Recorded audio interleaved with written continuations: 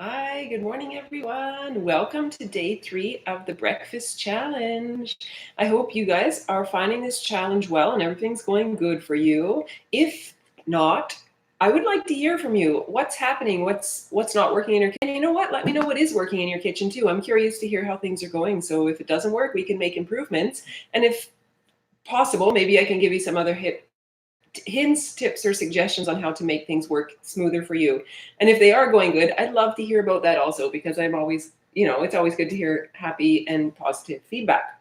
So today we have our day 3 of the challenge. And today we're going to cook with pearl barley, or it can also be called Job's Tears. So I have pearl barley here.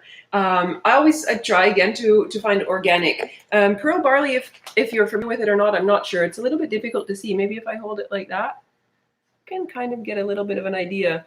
It's generally a round type of grain, and it kind of comes together, and on the top it has a little bit of a slit in the center. So pearl barley is really good. It's also called Job's Tears sometimes.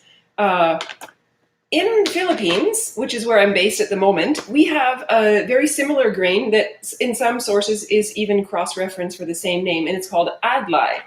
So adlai is similar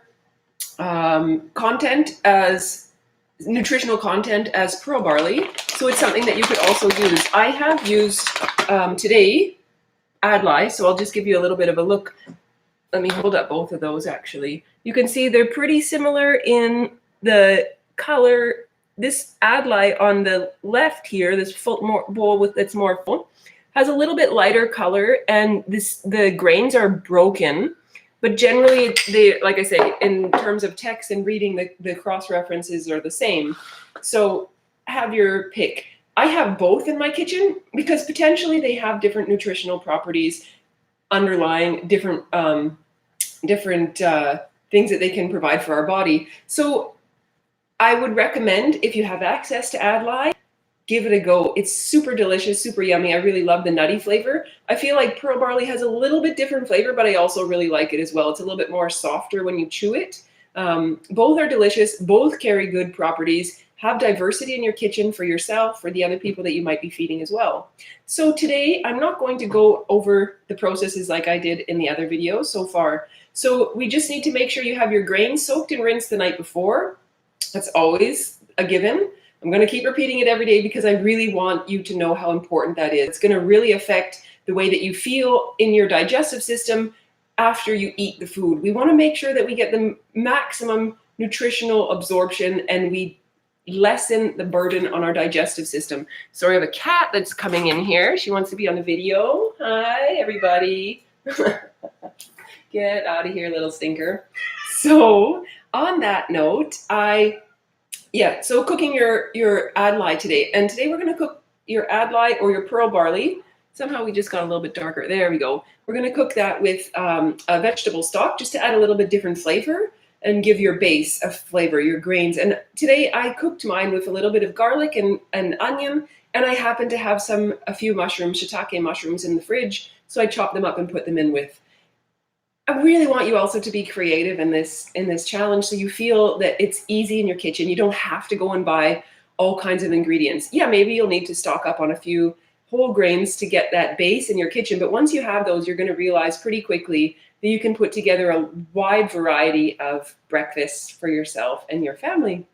So put your adlai on the stove with your water, let it boil. This time you don't want to have too much water because you want it to be really the consistency of if you would be eating rice, where it's just the grain, basically.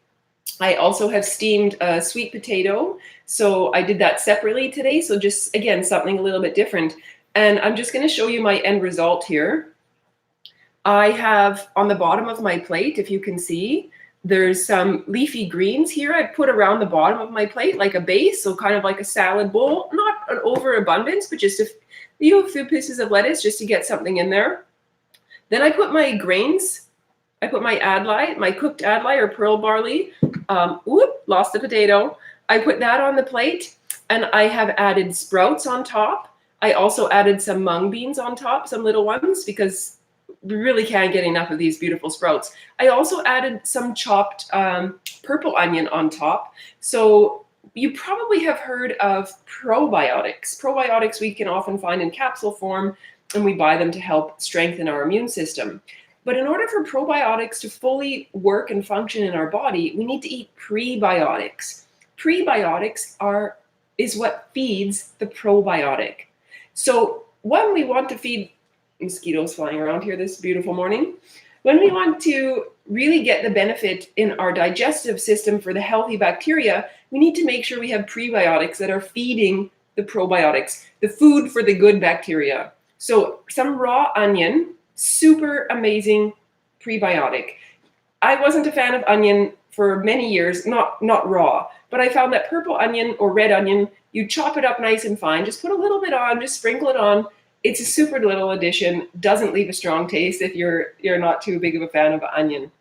I've also included some white radish. I just cut it up, just peeled it and cut it up a couple pieces on the side of my plate just for something different today.